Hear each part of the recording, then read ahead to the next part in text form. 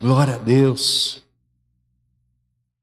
Você crê, querido, que Deus tem uma palavra para o seu coração nessa noite? Amém? Você crê que não é por um acaso que você está aqui nessa noite? Deus não trouxe você aqui por um acaso. Esse convite que lhe foi feito não foi um convite só de uma pessoa que te ama. Talvez algumas pessoas insistiram para que você estivesse aqui nessa noite. Foi o próprio Senhor Jesus que trouxe você aqui nessa noite, amém? Entre tantos outros lugares, querido, que você poderia estar, você está no melhor lugar, amém? Você está no melhor lugar que eu e você poderíamos estar. Eu quero compartilhar uma palavra com você nessa noite chamada Uma Mesa Nova. Você pode repetir comigo? Uma mesa nova. Abra sua Bíblia comigo no Evangelho de Mateus, no capítulo de número 9, verso de número 9. Esse é um texto bem conhecido da palavra de Deus e é um texto muito rico, muito poderoso. Ao mesmo tempo que é um texto muito intrigante, querido. Porque parece que não há muitos detalhes. Eu quero conversar com você nessa noite basicamente quando Jesus passa e chama um homem chamado Mateus sentado numa coletoria de impostos. Mateus, capítulo de número 9, verso de número 9, a palavra de Deus diz assim: Saindo Jesus, viu um homem chamado Mateus, sentado na coletoria e disse-lhe: Siga-me. Mateus levantou-se e o seguiu. Estando Jesus em casa, foram comer com ele os seus discípulos e muitos publicanos e pecadores. Vendo isso, os fariseus perguntaram aos discípulos dele: Por que o mestre de vocês come com publicanos e pecadores?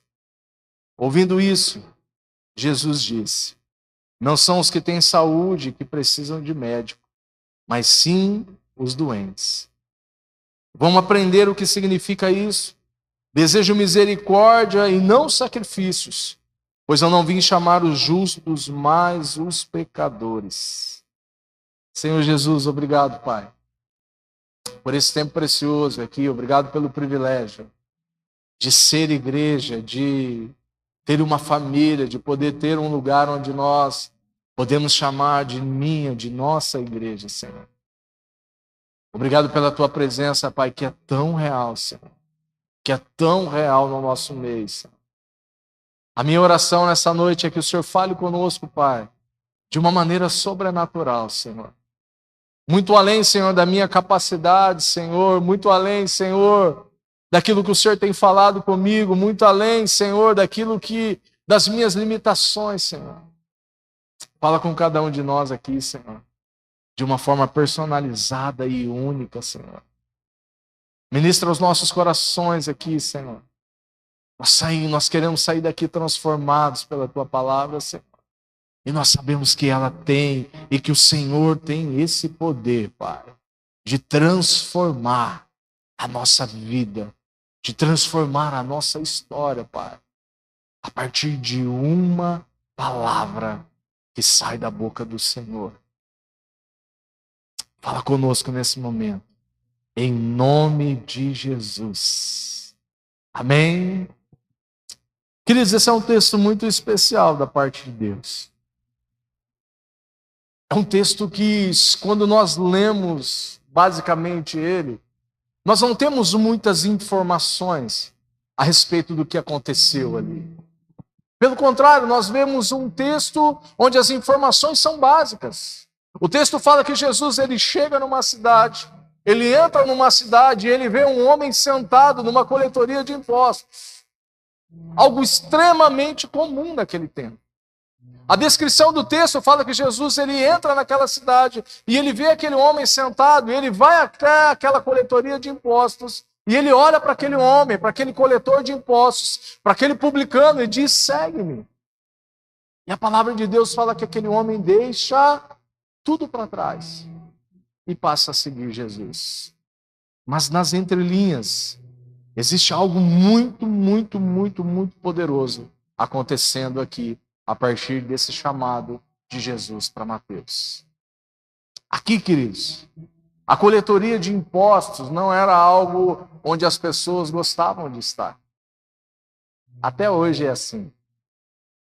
Ninguém gosta de pagar impostos. Talvez você goste, mas a grande maioria ninguém gosta. Porque a semelhança de hoje, a carga tributária nossa é muito alta aqui no Brasil. Talvez em outros países, eu acredito que as pessoas tenham até uma afeição maior por pagar imposto. No Brasil, infelizmente, é diferente. As pessoas têm uma afeição pela palavra impostos. Porque se é cobrado uma taxa tributária muito, muito, muito alta. Naqueles dias não era diferente. A coletoria de impostos, querido, era um lugar totalmente impopular. Pastor, o que era a coletoria de impostos? Era um guichê. Uma mesa colocada no meio da cidade, onde as pessoas passavam por aquele lugar e pagavam os seus impostos, muitas vezes cobrados de forma abusiva. Quando Jesus chega naquele lugar, ele vê um publicano sentado naquela coletoria de impostos. O que era um publicano? O publicano, querido, naquele tempo era uma pessoa totalmente impopular. Pensa num homem odiado pelas pessoas. Era um publicano. O publicano, ele era um homem judeu que ele obtinha uma concessão da prefeitura, do estado ou do governo romano ali, para uma espécie de licitação para ser dono de uma mesa de cobrança de tributos, onde aquele homem judeu cobrava impostos do seu próprio povo. O seu próprio povo, aquele homem extorquia o seu próprio povo. Aquele homem muitas vezes cobrava a mais do que se deveria do seu próprio povo. Essa era a figura de um publicano. Um homem odiado por muitos. Esse era Mateus, querido, sentado numa coletoria de impostos. Do outro lado, o lado do povo, ninguém gostava de coletor de impostos.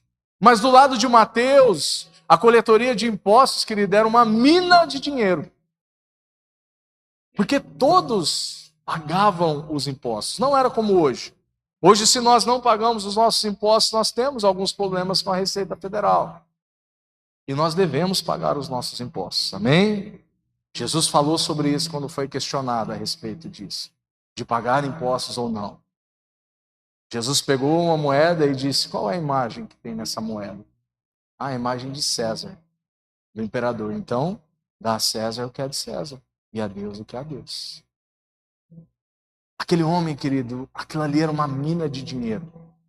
Aquele homem ganhava rios de dinheiro coletando impostos. E muito mais do que isso, querido, aquele trabalho ali fazia daquele homem muito rico. Fazia daquele homem, querido, uma posição de status na cidade. Se nós trouxermos para o dia de hoje, querido, um coletor de impostos provavelmente moraria no melhor condomínio da cidade. O coletor de impostos provavelmente morava, se não na melhor casa, em uma das melhores casas daquele condomínio. Um coletor de impostos nos nossos dias, hoje, talvez andaria num dos carros mais caros de toda a cidade. O coletor de impostos era um homem que se tornou muito, muito, muito rico. Pastor, por que você está falando sobre isso? Mateus era dono, querido, daquela concessão.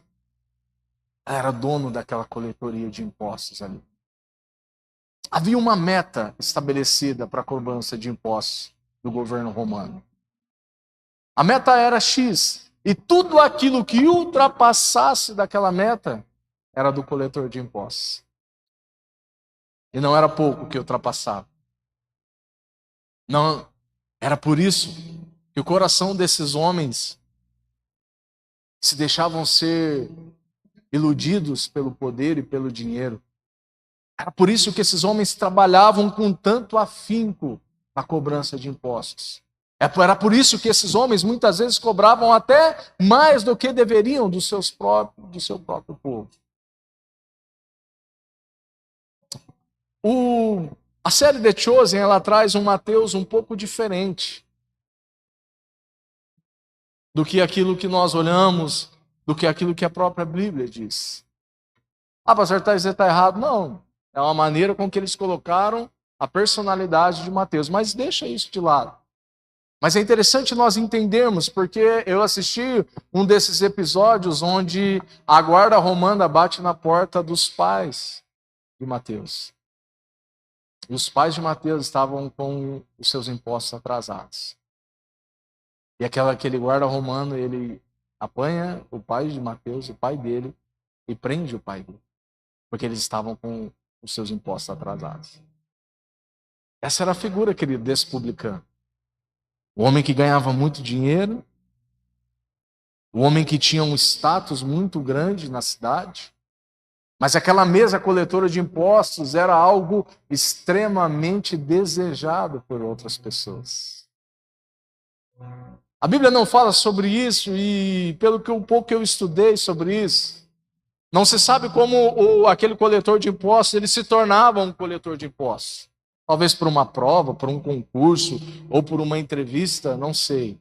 Mas ele se tornava um emprego, se tornava um cargo onde muitas pessoas cobiçavam ser um coletor de impostos. Esse era a figura de um publicano.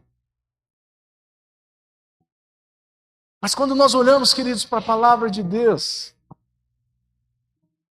quando nós olhamos para a Bíblia, a palavra de Deus diz que Jesus ele passa por aquele lugar.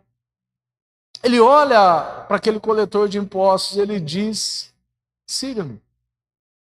E aquele homem imediatamente deixa tudo para trás e passa a seguir Jesus.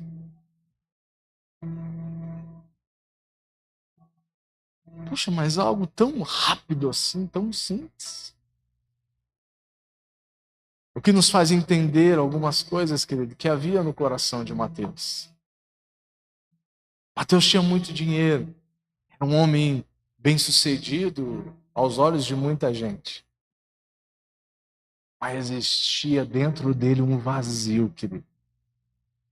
Existia um vazio tão grande dentro do coração daquele homem, que na primeira oportunidade que ele teve, ele deixou tudo para trás e passou a seguir o Senhor Jesus Cristo. Talvez essa velocidade com que aconteceram as coisas nos intriga, querido, algumas vezes. Quantas pessoas hoje, querido, têm gastado tudo o que elas têm? Não digo financeiramente, não, mas têm gastado do seu tempo, têm gastado da sua força para conquistar algo na vida. Quantas pessoas hoje que têm apostado, muitas vezes até no fracasso familiar, por causa de uma profissão, por causa de um cargo, por causa de um status, onde ele vai ser conhecido, onde ele vai ser reconhecido, por causa de um salário de X reais por mês. Quantas pessoas têm deixado de lado, querido, aquilo que é mais precioso e mais importante na vida? E sabe o que acontece, querido, com muitas dessas pessoas? Dá certo fazer isso. Eles se tornam pessoas conhecidas, pessoas bem-sucedidas financeiramente, pessoas reconhecidas pelo seu trabalho. Mas muitos chegam no final de uma vida e descobrem que tudo aquilo ali não valeu a pena. Tudo aquilo que eles trabalharam, tudo aquilo que eles conquistaram, não valeu a pena. Muitas vezes, querido, nós buscamos o crescimento, quando o Senhor Jesus tem nos chamado a buscar o preenchimento. Muitas vezes nós queremos crescer, nós queremos avançar. Sim, está tudo certo. Nós queremos crescer financeiramente. Todos nós queremos, querido, não há nada de errado nisso. Amém? Todos nós queremos crescer profissionalmente. E não há nada de errado nisso. Todos nós queremos ter uma casa melhor, e não há nada de errado nisso. Todos nós queremos ter um carro melhor, dar algo de melhor para a nossa família, e não há nada de errado nisso. Só que quando nós olhamos, queridos, para a palavra de Deus, o que o Senhor Jesus tem nos chamado não é só um crescimento vazio. O que o Senhor Jesus tem nos chamado, muitas vezes, é de um crescimento, mas de um crescimento com preenchimento. Você consegue entender isso, querido? O chamado de Jesus, querido, não somente para nós, mas para todos os homens e mulheres que vieram depois dele, nunca foi um chamado à riqueza, à prosperidade. Isso é coisa que inventaram depois. Mas também não é um chamado para a pobreza. O chamado que o Senhor Jesus tem para nós é um chamado para ser cheios do Espírito Santo de Deus. Amém? Eu e você, querido, todos nós fomos chamados primeiro para ser cheios do Espírito Santo de Deus. Olha para essa pessoa linda que está do seu lado aí. Fala isso para ela. Você foi chamado ou você foi chamada primeiro para ser cheio do Espírito Santo de Deus. Amém. Amém.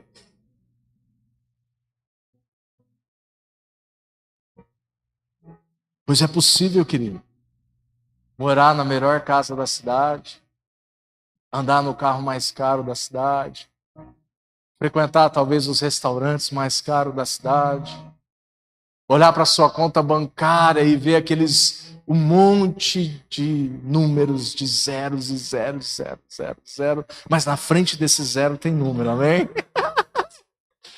E a cada dia aqueles números vão aumentando e... É possível, querido. Mas é possível olhar para essa conta bancária e mesmo assim ter um vazio dentro do seu coração. Essa era a figura de Mateus, querido, daquele publicano. Tinha tudo. Tudo que o mundo poderia oferecer. Tudo que o seu trabalho oferecia para ele. Mas ao mesmo tempo não tinha nada. Nada que realmente era de valor, não para essa terra, mas nada que era de valor celestial para a vida do Senhor Jesus. Esse vazio, querido, não tem nada que pode preencher. Somente uma pessoa, querido, pode preencher. E é a pessoa do Senhor Jesus Cristo. Amém? Só o Senhor Jesus pode preencher o vazio de dentro da nossa alma. Muitas vezes, querido, nós estamos nos desgastando para crescer, quando a nossa prioridade deveria ser se preencher. Tudo que é grande e vazio, querido,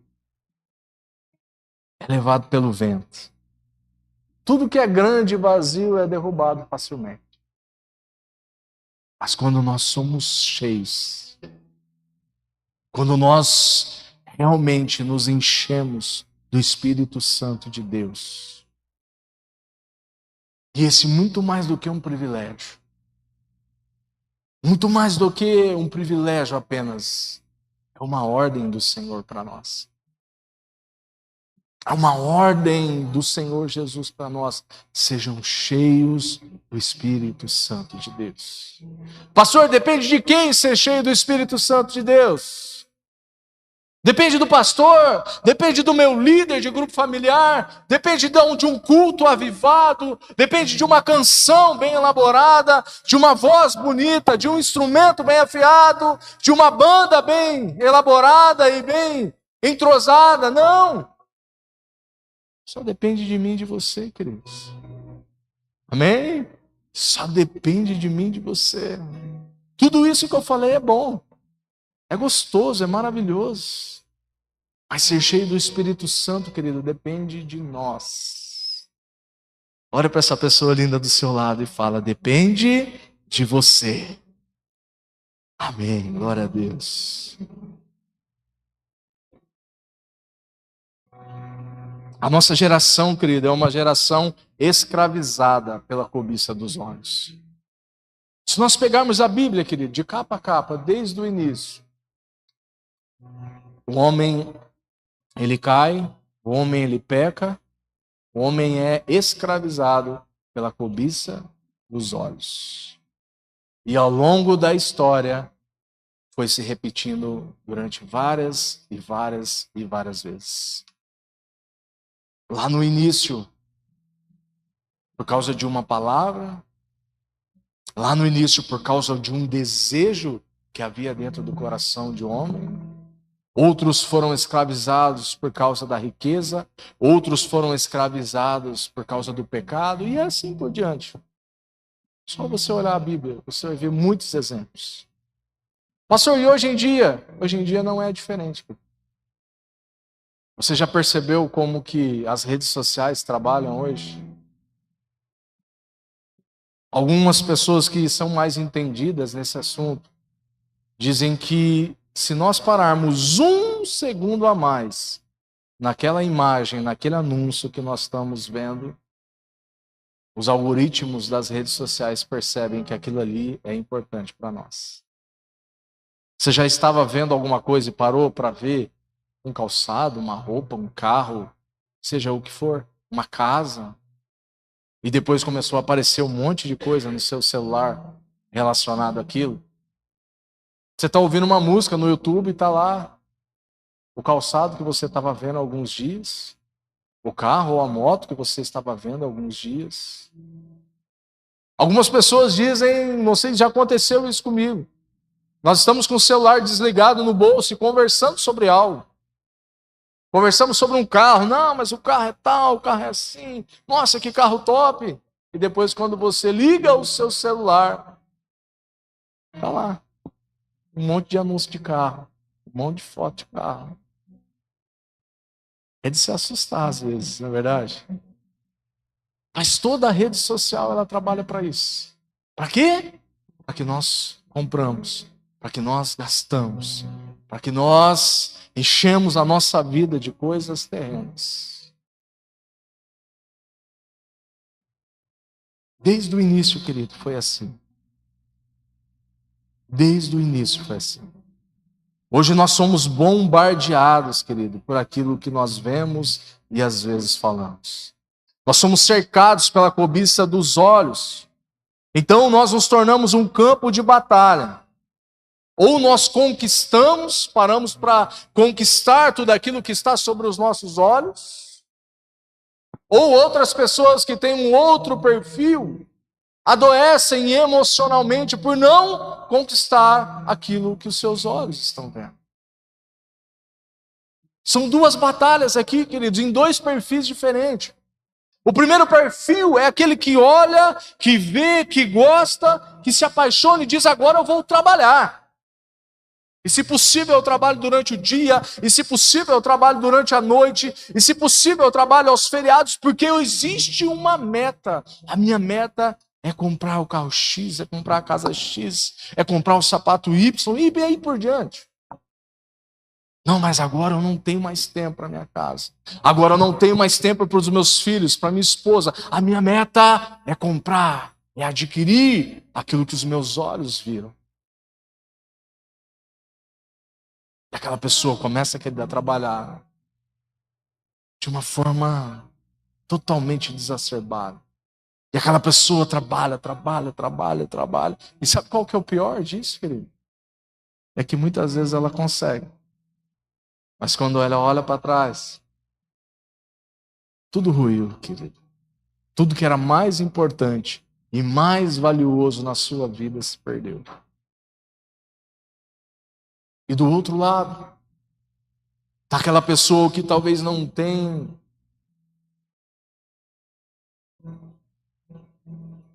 talvez essa proatividade. E aí ela começa a adoecer emocionalmente, porque ela vê algo, ela cobiça algo, mas ela não consegue conquistar aquilo. E aí entra todas as doenças que nós vimos, que nós vemos, querido, acontecendo no mundo de hoje. Duas batalhas aqui, querido. Uma, pessoas estão se matando de trabalhar, acabando com a sua saúde, acabando com a sua família para ter, e outras estão se amargurando por não ter.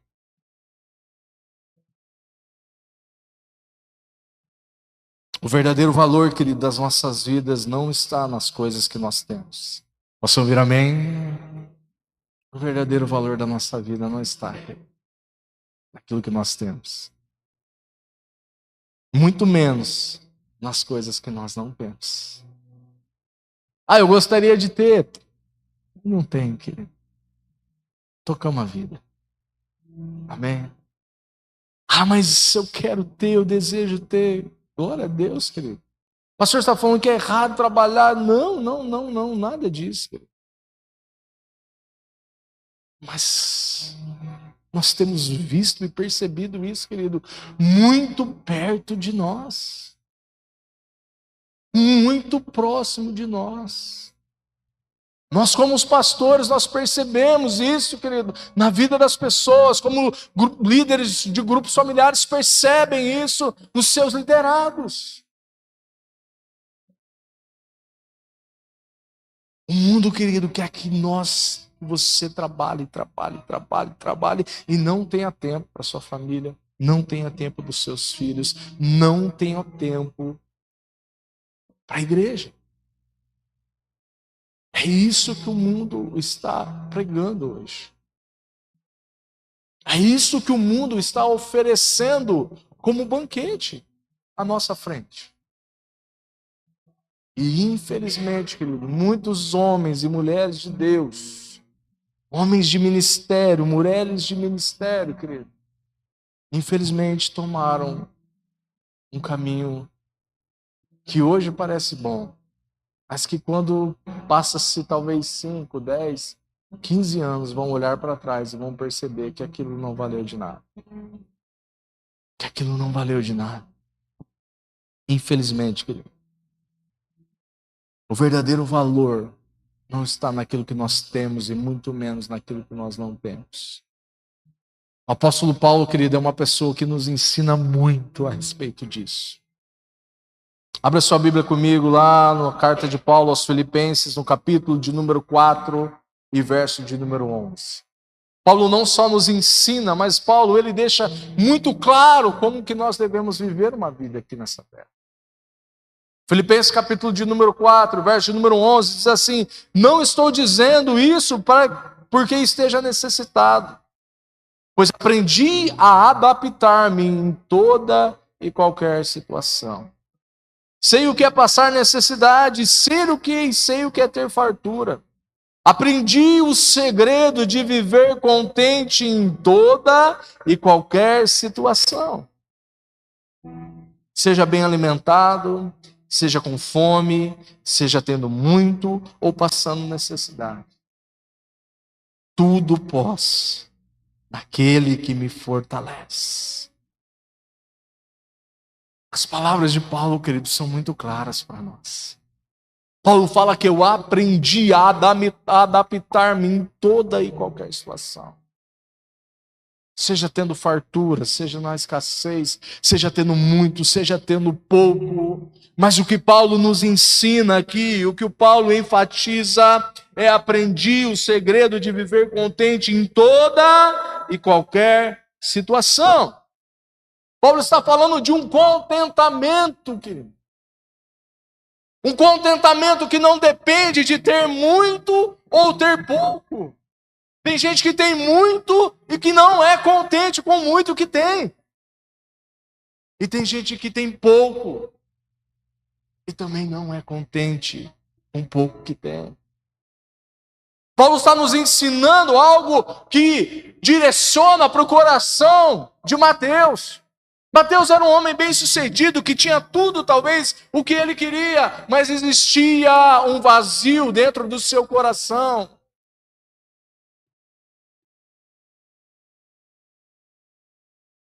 Sabe qual que é a boa notícia para nós nessa noite? É que nós fomos feitos da mesma matéria que o apóstolo Paulo. Amém? Nós somos forjados pelo mesmo Espírito, nós somos chamados pelo mesmo Senhor, Rei dos Reis e Senhor dos Senhores. Amém? O mesmo Espírito, querido, que habitou em Paulo, é o mesmo Espírito que habita dentro de mim e de você. Se Paulo aprendeu a estar contente em toda e qualquer situação, nós também podemos, e não só podemos, mas devemos aprender. Contentamento, querido, é a palavra. Capítulo 9 de Mateus, verso de número 9. Saindo Jesus, viu um homem chamado Mateus sentado na coletoria e disse: siga-me. Mateus levantou e o seguiu. Mateus não deixou qualquer coisa para trás, querido. Mateus não deixou qualquer coisa para trás. Mateus deixou uma das posições mais elevadas daquele tempo. Mateus deixou um cargo que muitos sonhavam e desejavam estar no lugar dele. Mateus deixou o status, a posição, o dinheiro, tudo isso, querido, com tanta facilidade que nos chama a atenção. Olha o que Eclesiastes, capítulo de número 5, e verso de número 10 e 11, fala sobre a questão do dinheiro, a questão das riquezas. Eclesiastes, capítulo de número 5, verso de número 10. Amém? Estão acordados ainda? Quem ama o dinheiro jamais terá o suficiente. Quem ama as riquezas jamais ficará satisfeito com os seus rendimentos. Isso também não faz sentido.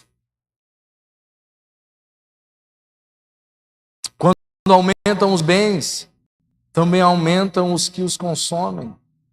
E que benefício trazem os bens a quem os possui, se não dar um pouco de alegria aos seus olhos? Olha o que o autor de Eclesiastes está dizendo, querido, para nós. Quem ama o dinheiro jamais terá o suficiente. Quem ama as riquezas jamais ficará satisfeito com seus rendimentos. Nunca, nunca, nunca fará sentido.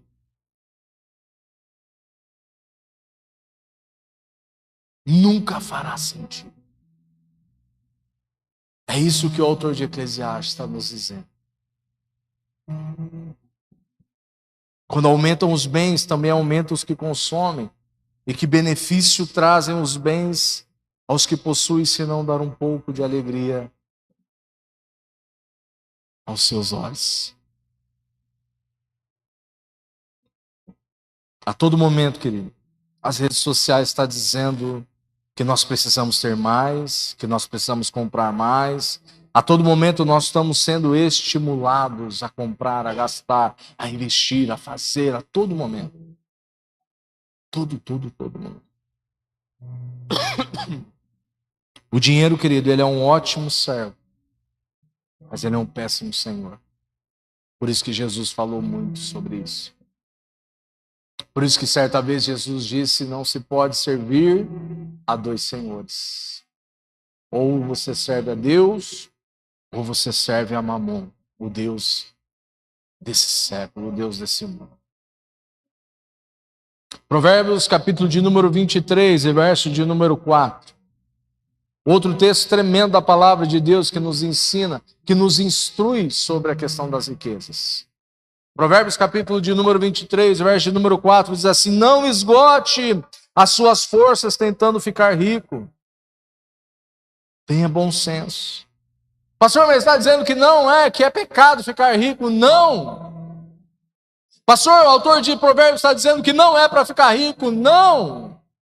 Ele está dizendo: não esgote as suas forças tentando ficar rico. Tenha bom senso. Querido, mais claro do que isso, só se desenhar para nós. Olha o 5. As riquezas desaparecem assim que você as contempla. Elas criam asas e voam como águias pelo céu. O que acontece com as riquezas desse mundo? Criam asas. Criam asas e voam. Criam asas. Quer ver um exemplo prático disso? Eu coloco uma meta dentro do meu coração de comprar um instrumento. E o meu desejo é comprar esse instrumento. E eu começo a trabalhar, querido, trabalhar de dia, trabalhar de noite, porque eu quero comprar esse instrumento. Um contrabaixo SX. Lindo, maravilhoso, é o meu sonho de consumo, comprar aquele baixo. E agora eu estou trabalhando de dia, eu estou trabalhando à noite, aos feriados. Eu trabalho, até que um certo tempo eu compro o baixo. Só que acontece, querido, que esse contrabaixo agora já não me satisfaz mais. Porque nesse tempo que eu trabalhava, que eu desgastava toda a minha vida para comprar aquele contrabaixo, eu já havia visto outros contrabaixos muito melhores. Eu já havia visto outros contrabaixos até salvo no meu carro, deixado no meu carrinho já, no Mercado Livre. Já estava até lá no meu carrinho no Mercado Livre, lá já, o outro contrabaixo. Muito melhor, mas muito mais caro. E quando eu consigo aquilo, querido, não há um contentamento. Então eu começo a trabalhar novamente, trabalho, gasto a minha vida, gasto da minha saúde, gasto do meu tempo, porque agora eu quero comprar um contrabaixo da Fender. E quando eu alcanço, querido, aquele objetivo, aquilo já não satisfaz mais. Não sei se você já passou por isso, querido. Não sei se isso faz sentido para você. Mas eu sei o que é isso. Você querer algo tanto, e trabalhar tanto, e fazer tanto. E quando você consegue, parece que não existe um contentamento naquilo. É isso, querido, que o autor de Provérbios está nos ensinando. Precisamos viver uma vida, querido, de contentamento com aquilo que nós temos. Hoje, agora. Precisamos viver uma vida de contentamento com aquilo que Deus nos deu hoje. A família que Deus nos deu hoje. Com o casamento que Deus nos deu hoje. Com o carro, com a moto, com a bicicleta, seja o que for, que Deus te deu hoje, querido. Com a casa onde você mora hoje. Ah, pastor, não é minha, mas é alugada. Mas é a casa que Deus escolheu para você morar hoje. Precisamos ter o nosso coração, querido, contentamento. Precisamos ter contentamento, querido, com onde o Senhor nos colocou, com a igreja que Ele nos plantou hoje. Amém? Você recebe isso no seu coração, querido? Imagina Mateus, querido, na coletoria sentado e aqueles homens simples chegavam para pagar os seus impostos. Pescadores, carpinteiros,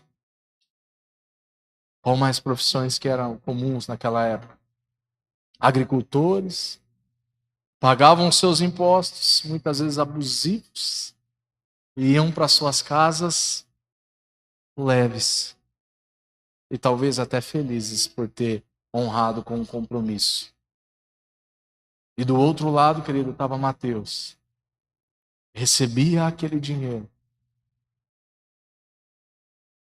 que muitas vezes ultrapassava da sua meta, que muitas vezes muito dinheiro. E ia para sua casa triste e angustiado, porque havia um vazio dentro do seu coração. Porque não havia contentamento naquilo, querido. Existem certas lutas, posições e desejos que não valem a pena.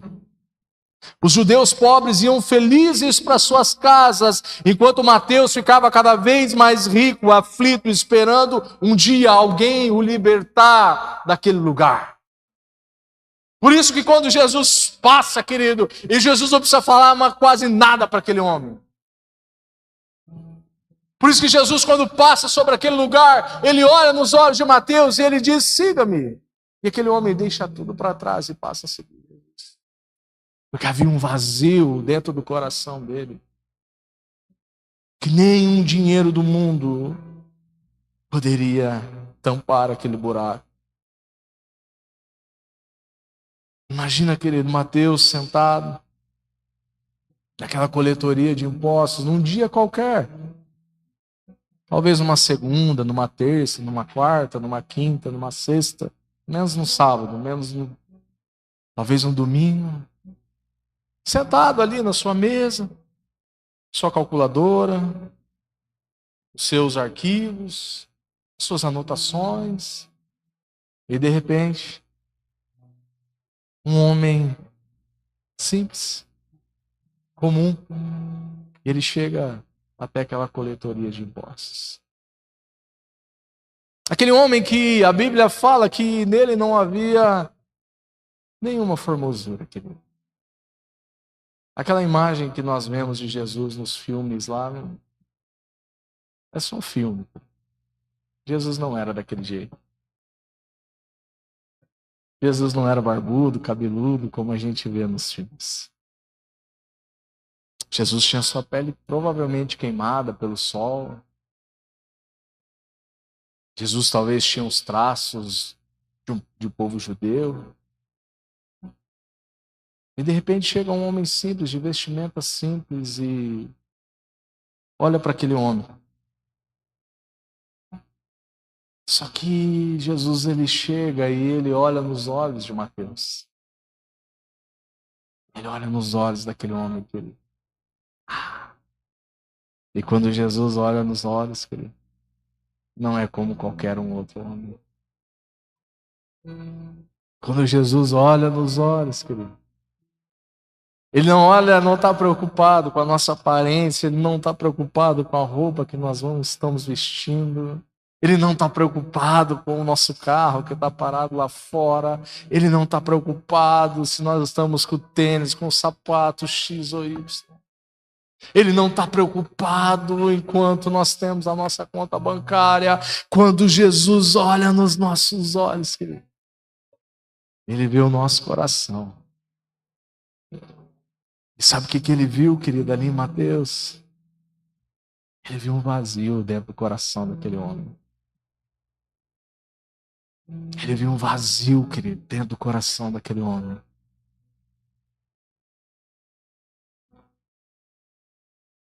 O que Jesus tem visto, querido, dentro de mim e de você?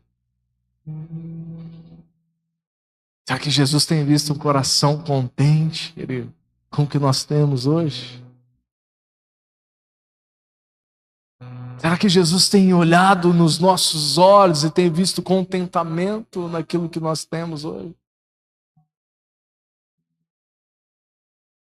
Ou será que Jesus tem olhado nos nossos olhos e visto um vazio, a semelhança do coração de Mateus?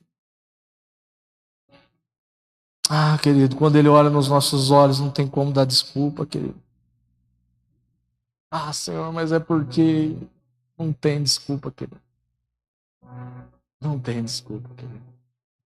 Quando ele olha nos nossos olhos, aquele que tem os olhos como chama de fogo. Ah, meu Deus, não tem jeito, querido. Não tem jeito.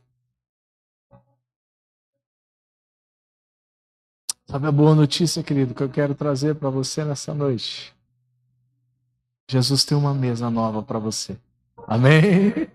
Jesus tem uma mesa nova, querido, para mim e para você, assim como ele tinha para Mateus. Jesus tinha uma mesa nova, querido, esperando por aquele homem. Que não era a mesa da coletoria de impostos, que não era a mesa que trazia riqueza, que trazia status, que trazia tudo que o mundo poderia oferecer para ele. Jesus tinha uma mesa muito mais simples, querido. Mas uma mesa, querido, que transformou a vida daquele homem. Dá uma olhada comigo aí, querido, no verso número 10. Nós chegamos agora no verso número 10. Nós lemos 2 versículos. E agora chegamos no 10. Vai ser rápido em nome de Jesus. Estando Jesus em casa. Não era a casa de Jesus, querido, era a casa de Mateus aqui. Foram comer com eles e os seus discípulos muitos publicanos e pecadores. Agora o cenário, querido, já não era mais o mesmo. A mesa já não era mais a mesma. Talvez a mesa nem era tão bonita como a mesa de Mateus. Talvez a mesa não era tão confortável, a cadeira tão confortável como a da coletoria de impostos. Mas agora era a mesa da comunhão.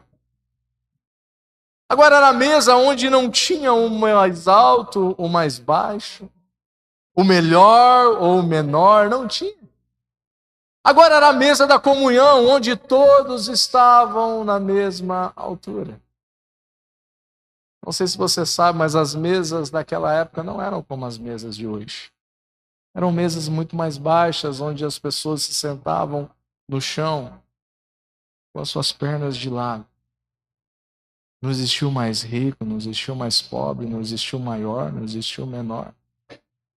Agora o cenário era outro, querido. Agora era a mesa da comunhão.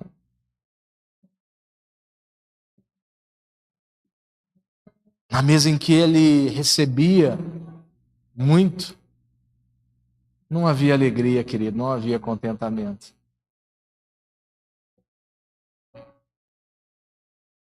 Agora na mesa onde ele servia, querido, havia alegria, havia contentamento, havia preenchimento, querido. Nós descobrimos isso, querido, quando nós não vivemos mais para nós mesmos. Nós descobrimos isso quando a nossa vida não diz respeito só a nós.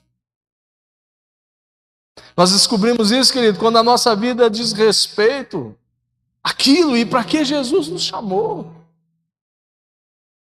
Não é só por causa de mim, não é só por causa da minha família, não é só por causa dos meus filhos, não. Não é só por causa da sua casa, não é só por causa da sua família, não é só por causa dos seus filhos.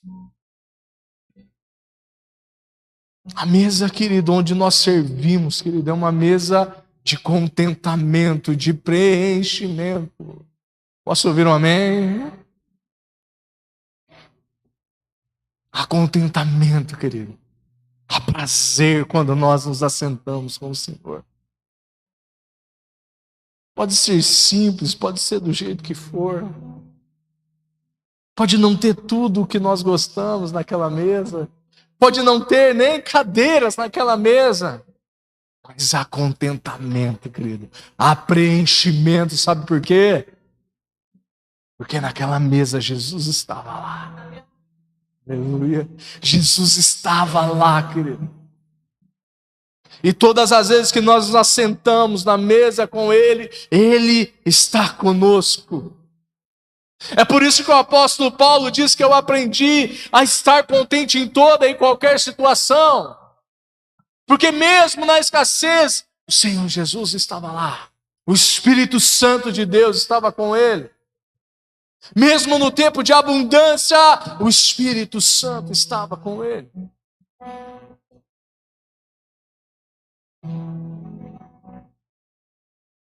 A verdadeira alegria, querido, não está quando eu recebo, mas sim quando eu entrego. A verdadeira alegria, querido, não está quando eu recebo, quando eu acumulo. Não. A verdadeira alegria está quando eu dou, quando eu reparto, quando eu entrego do meu tempo, do meu dinheiro, daquilo que Jesus tem me dado. A verdadeira alegria está aí, querido. O verdadeiro contentamento, querido, está aí. Muitas pessoas se perderam, querido, no que conquistaram. Mas nós nos encontramos naquilo que nós temos entregado. Amém? Querido, tem muita gente se perdendo em conquistas. Mas nós só nos achamos, querido, quando nós entregamos para Ele. Quando nós entregamos o controle da nossa vida para Ele. Aí sim, querido, a vida passa a fazer sentido para nós. Aí, de verdade, querido, a nossa vida passa a ter algum valor para o Senhor. Aí, verdadeiramente, querido, nós colocamos a cabeça no travesseiro e, apesar de tudo que está acontecendo, o Senhor é comigo. Amém? Apesar de todas as coisas e todas as lutas, o Senhor está conosco todos os dias. Nos dias bons, nos dias ruins, Ele está conosco, querido. Quero convidar o pessoal do louvor aqui, querido.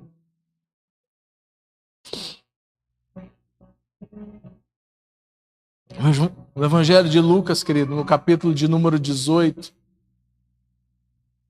a Bíblia fala de um jovem rico que ele vai se encontrar com Jesus. E a palavra de Deus diz que aquele homem, ele sai daquela conversa triste, querido, e cabisbaixo. Porque o seu coração, ele foi deflagrado. Porque Jesus não somente olhou naquilo que ele tinha, mas Jesus olhou dentro do seu coração. Mas no mesmo Evangelho de Lucas, querido, no capítulo de número 18, Jesus se refere aos seus discípulos, aqueles que haviam entregado tudo por causa dele. Sabe o que Jesus disse? Ninguém que tenha deixado tudo para me seguir, por amor a mim e ao Evangelho, que não receba 100 vezes mais. Querido. Consegue imaginar Mateus deixando tudo para trás, querido, rápido, sem pensar duas vezes, querido, recebendo 100 vezes mais? Não é por isso que nós servimos a Deus, querido, eu sei que não é. Mas Jesus disse, Ele é fiel para cumprir. Amém? Ele é fiel para cumprir aquilo que Ele prometeu. Oh, Deus. Jesus está dizendo, querido, para algumas pessoas nessa noite: eu tenho o melhor para você. Você pode se colocar em pé. Eu tenho o melhor para a sua vida. Eu sei o que é melhor para você. Sabe, querido, há um convite dos céus para nós nessa noite, querido. Há uma mesa nova preparada para mim e para você nessa noite.